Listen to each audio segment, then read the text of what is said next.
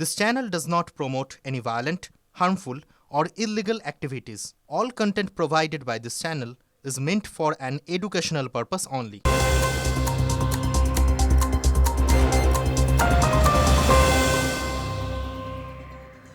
দেখছেন টিভি9 বাংলা, আমি আত্রি আপনাদের সঙ্গে। ক্যান্সার মুক্তি কি এবার সময়ের অপেক্ষা? ক্যান্সারের টিকা আবিষ্কার হয়েছে এমনটা দাবি করছে রাশিয়া। এন্টেরোমিক্স নামে ভ্যাকসিনে ক্যান্সার নিরাময় করা সম্ভব এই দাবি রাশিয়ার। ভ্যাকসিনের ট্রায়াল আবার 100% সফল এই দাবিও করছে রাশিয়া। দশম ইস্টার্ন ইকোনমিক ফোরামে ঘোষণা রাশিয়ার, কোলন ক্যান্সারের টিউমারের আকৃতি 80% পর্যন্ত কমে যাবে এই দাবি রুশ ফেডারেল মেডিকেল বায়োলজিক্যাল এজেন্সির প্রধানের। বিনামূল্যে রোগীদের উপরে ট্রায়াল শুরুর কথা ঘোষণা করছে রুশের স্বাস্থ্য মন্ত্রক।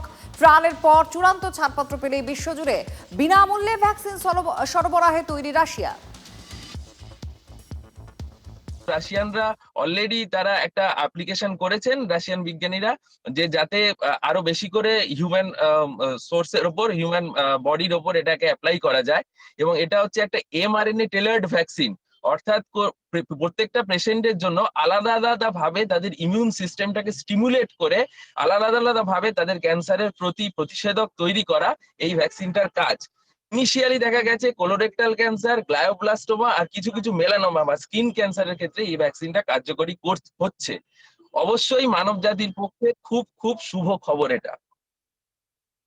অ্যানিমাল ট্রায়াল হয়েছে, অ্যানিমাল ট্রায়ালে খুব ভালো রেজাল্ট পাওয়া গেছে এবং আর্লি হিউম্যান ট্রায়ালটাও শুরু হয়েছে, যেটাকে ফেজ 1 ট্রায়াল বলি। সেটা হচ্ছে 84 জন ভলান্টিয়ার নিয়ে এরা যেটা করেছে, তাতে 100% এফিকেসিয়াস দেখা গেছে। এবং ফেজ 1-এ যেটা দেখা হয় যে সাইড ইফেক্ট কিছু আছে কিনা, টক্সিসিটি আছে কিনা, কোন ডোজে দিলে সেটা টলারেবল, এইগুলোতে খুবই আশা, চমকপ্রদ একটা আশা দেখা দিয়েছে।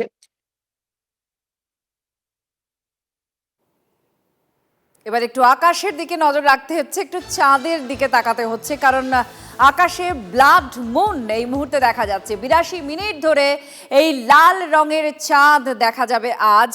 চাঁদের পূর্ণগ্রাস গ্রহণের প্রক্রিয়া চলছে এই মুহূর্তে, দেখতে পাচ্ছেন প্রায় সম্পূর্ণ হচ্ছে সেই পূর্ণগ্রাস। একেবারে নিকষ কালো অন্ধকার, তার মধ্যে ফালি বলা যায়, একেবারে সরু সুতোর মতো একটুখানি অংশ চাঁদের দেখা যাচ্ছে, যেটা আর কিছুক্ষণ বাদেই, আর খানিক বাদেই সম্পূর্ণ পৃথিবীর ছায়ায় চলে আসবে। আর এই পূর্ণগ্রাসে চন্দ্রগ্রহণের যে প্রক্রিয়া একেবারে শেষ অংশ, মানে চাঁদ ঢাকার শেষ অংশে চলে এসেছে। রাত 8:58 থেকে শুরু হয়েছে এবং 2:25 পর্যন্ত এটা চলবে। আর এখন থেকে রাত 12:22 পর্যন্ত এই ব্লাড মুন দেখা যাবে। রাত 11:41 মিনিটে সবচেয়ে ভালো দৃশ্যমান হবে এই রক্তচাঁদ।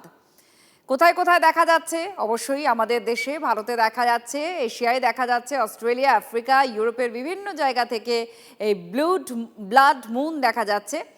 আর তার সঙ্গে সঙ্গে আমাদের দেশের বিভিন্ন প্রান্তের মানুষ উপভোগ করছেন এই দৃশ্য। দিল্লি, মুম্বাই, পুনে, আহমেদাবাদ, লখনৌ, চণ্ডীগড়, হায়দ্রাবাদ, এই সমস্ত জায়গা থেকে এখন মানুষের চোখ এই রাতেও আকাশে চন্দ্রগ্রহণের দিকে। এই মুহূর্তে আপনারা দেখতে পাচ্ছেন একেবারে নিকষ কুচকুচে কালো অন্ধকার, সেই আকাশের মাঝে একদম ফালির থেকেও সরু সেরকম চাঁদের সামান্য একটা রেখা দেখা যাচ্ছে। পূর্ণগ্রাস চন্দ্রগ্রহণ, এটা রাত 2:25 পর্যন্ত পুরো প্রক্রিয়াটা চলবে, অর্থাৎ একটা গ্রহণ হওয়া এবং তারপর ছেড়ে যাওয়া। এই চন্দ্রগ্রহণ এই মুহূর্তে আপনারা দেখতে পাচ্ছেন, পূর্ণগ্রাসে চন্দ্রগ্রহণ দেখা যাচ্ছে। অবশ্যই ভারতের সব প্রান্ত থেকেই দেখা যাচ্ছে। তাছাড়াও অস্ট্রেলিয়ার মানুষজন দেখতে পাচ্ছেন, ইউরোপের বিভিন্ন প্রান্তের অংশের মানুষ দেখা যাচ্ছে।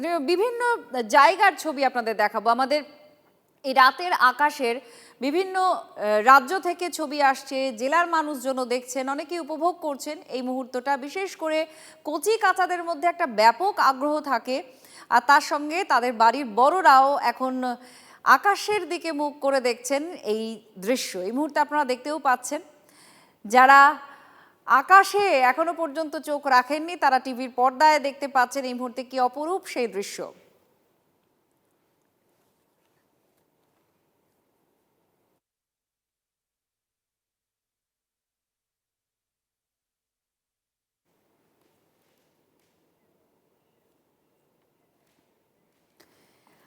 আপনারা দেখছেন দুটো অংশ, আমরা একেবারে শুরুর দিকের অংশ দেখাচ্ছিলাম, এবার দেখুন কলকাতায় এই রকম চাঁদ দেখা যাচ্ছে, মানে একদম চাঁদ প্রায় দেখাই যাচ্ছে না, মানে বিভিন্ন পর্যায়ে আপনাদের সামনে আমরা তুলে ধরছি। হায়দ্রাবাদে দেখুন এখনো চাঁদের অর্ধেকটা বাকি রয়েছে ঢাকতে এই ছবি।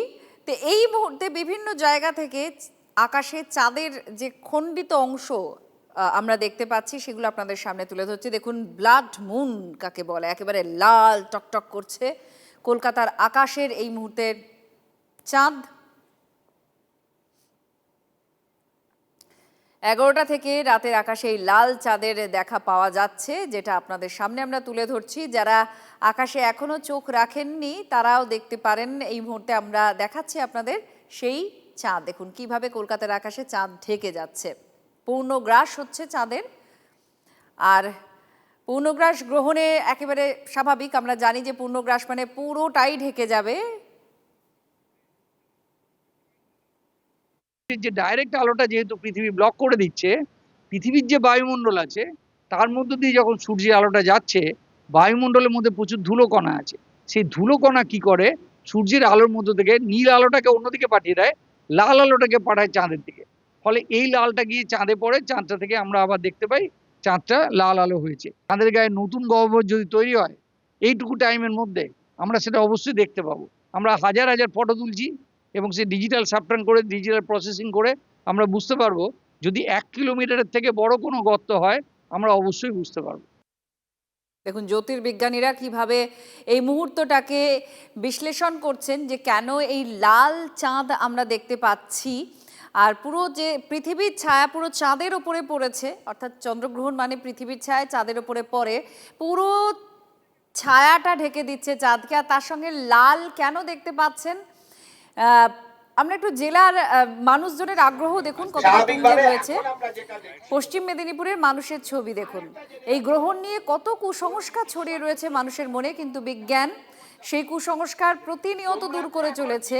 শিশু থেকে প্রবীণ বা জ্যোতির্বিজ্ঞানী যারা বিজ্ঞান চর্চা করেন, যারা এই মহাজাগতিক মুহূর্তগুলোকে উপভোগ্য করে তোলেন মানুষের সামনে বিভিন্ন যন্ত্রপাতি, টেলিস্কোপের মাধ্যমে, একদম ছাত্র যুব ছোট শিশু যারা রয়েছেন তাদের সামনে তুলে ধরছেন এই মহাজাগতিক দৃশ্য। কারণ একদম সোজা হিসেব আমরা ছোটবেলায় পড়েছি যে সূর্যগ্রহণ আর চন্দ্রগ্রহণ কেন হয়, চাঁদের ওপরে পৃথিবীর ছায়াটা সম্পূর্ণ পড়ে যাচ্ছে, তাই এই পূর্ণগ্রাসে চন্দ্রগ্রহণ দেখা যাচ্ছে। আর তার সঙ্গে সঙ্গে লাল চাঁদ কেন দেখা যাচ্ছে সেটাও জ্যোতির্বিজ্ঞানীরা বলছেন যে যেহেতু সূর্যের আলো, চাঁদ পৃথিবী চাঁদের থেকে বহুগুণ বড়, তাই সূর্যের যে আলো এখনো পর্যন্ত ছিটকে বেরিয়ে আসছে সেই অংশ থেকে লাল যে রশ্মিটা সেটাই চাঁদে গিয়ে ধাক্কা খাচ্ছে এবং সেই জন্য চাঁদ লাল দেখা যাচ্ছে। সেই লাল চাঁদের ব্যাখ্যাও আপনারা শুনলেন। একদিকে দেখুন জেলার মানুষ কীরকম টেলিস্কোপ আধুনিক যন্ত্র নিয়ে তারা এই মুহূর্তে একদম খোলা আকাশের নিচে মাঠের মধ্যে দাঁড়িয়ে এই ব্লাড মুন পূর্ণগ্রাস চন্দ্রগ্রহণ দেখছেন। পূর্ণ চন্দ্রগ্রহণ দেখতেও পাই না।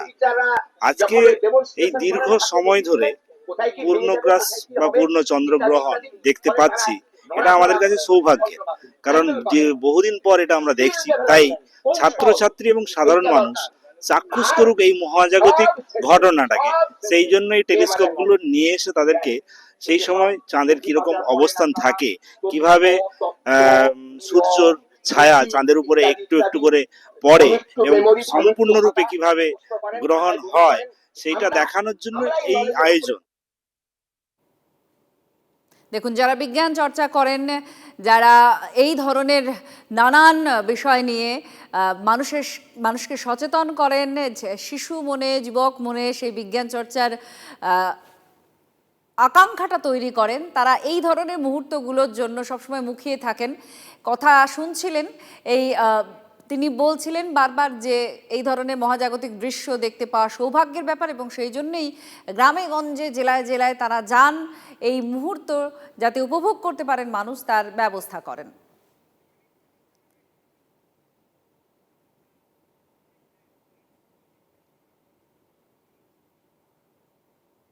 আজকে যেটা ঘটতে চলেছে একটি পূর্ণগ্রাস চন্দ্রগ্রহণ।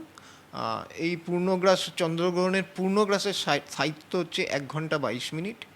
আর আংশিক গ্রহণের শুরু থেকে আংশিক গ্রহণের শেষ অবধি পুরোটার ডিউরেশন হচ্ছে 3.5 ঘন্টা। পৃথিবীর চাঁদ ঢুকতে শুরু করবে ঠিক রাত 9:57 মানে পৃথিবীর প্রচ্ছায়া কোণে।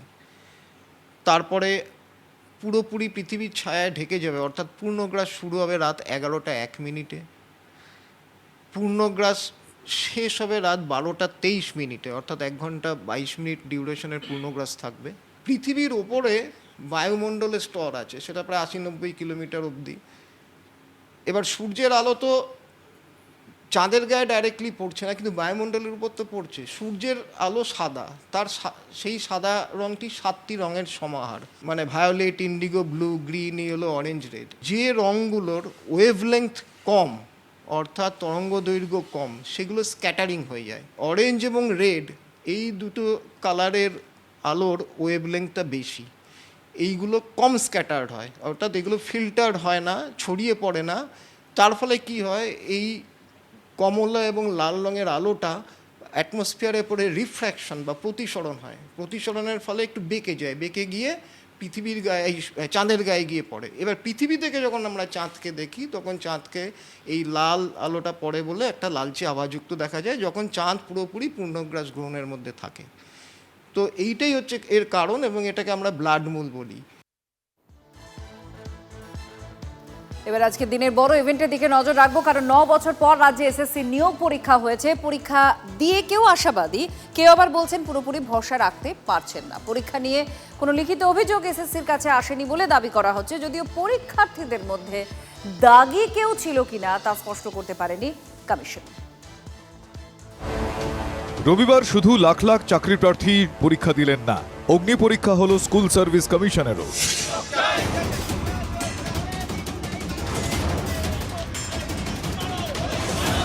2016 সালের এসএসসি পরীক্ষা ঘিরে বিস্তর দুর্নীতি এবং অনিয়মের অভিযোগ উঠেছিল।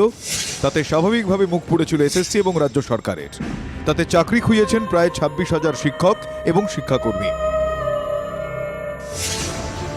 শীর্ষ আদালতের নির্দেশে সেই পরীক্ষাই ফের নতুন করে হলো। রবিবার নবম-দশম শ্রেণীতে শিক্ষক নিয়োগের পরীক্ষা দিয়ে অনেকেই আশাবাদী, এবার দুর্নীতিটা হয়তো হবে না।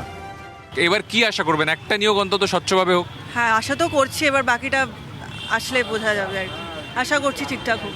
মানে ভরসা জায়গা যদি এখনই মিস করে দিই, তাহলে আর চাকরির পরীক্ষা দেওয়ার মানে কি? এবার দুর্নীতি হবে না? মনে হচ্ছে তো হবে না, না কার্বন কপি দিয়েছে যেহেতু। এবার কি স্বচ্ছভাবে নিয়োগ সম্পন্ন হবে, কি মনে হয়? মনে হচ্ছে তো, আশা করা যায়। সুপ্রিম কোর্টের যখন অর্ডার আছে, আশা করি এগুলো হয়তো সম্ভাবনা কম, হয়তো হবে না। আবার অনেকেই বলছেন দুর্নীতিটা অসম্ভব নয়। ভরসা রাখতে পারছেন?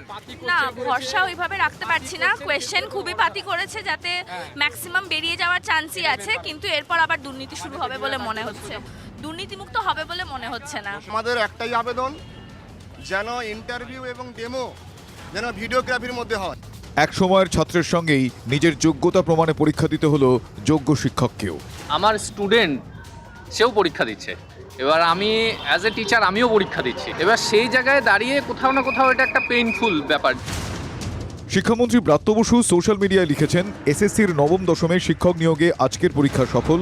আগামী রবিবার একাদশ দ্বাদশের শিক্ষক নিয়োগের পরীক্ষাও একই রকম স্বচ্ছতার সঙ্গে হবে বলে আশ্বাস দিয়েছেন তিনি। যদিও পরীক্ষার্থীদের মধ্যে দাগিরা কেউ ছিলও কিনা তা স্পষ্ট করতে পারেনি কমিশন। নতুন পরীক্ষাতেও লাগবে না তো দাগির দাগ? অগ্নি পরীক্ষায় উতরোতে পারবে তো এসএসসি? প্রশ্ন অনেক, উত্তর এখনো অজানা। Bureau report, TV9 Bangla.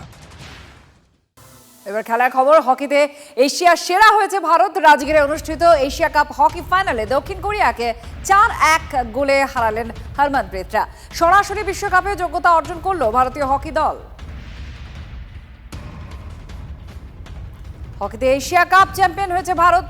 বিশ্বকাপের যোগ্যতা অর্জন পর্বেও তারা জয়ী হয়েছে, অর্থাৎ বিশ্বকাপেও ভারত খেলবে হকিতে। এবং একই সঙ্গে আপনাদের জানায় যে দক্ষিণ কোরিয়াকে 4-1 ব্যবধানে হারিয়েছেন হরমনপ্রীতরা।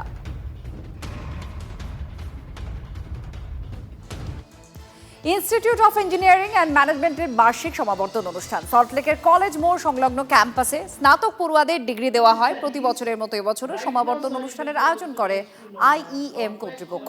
সেখানে উদযাপন করা হয় ইনস্টিটিউটের পড়ুয়াদের কৃতিত্ব। উচ্চশিক্ষায় রাজ্য এবং কেন্দ্রের যেমন পড়ুয়াদের জন্য নির্দিষ্ট প্রকল্প আছে, সেরকমই পড়ুয়াদের জন্য IEM এর রয়েছে নিজস্ব স্কলারশিপের ব্যবস্থা। ইনস্টিটিউটের পড়ুয়াদের জন্য বিভিন্ন বিদেশি ইউনিভার্সিটির প্রফেসরদের নিয়ে প্রশিক্ষণের ব্যবস্থা করা হচ্ছে বলে দাবি IEM কর্তৃপক্ষের। পড়ুয়াদের বিশেষ সহায়তায় খুব শীঘ্রই সুপার কম্পিউটার নিয়ে আসতে চলেছে IEM।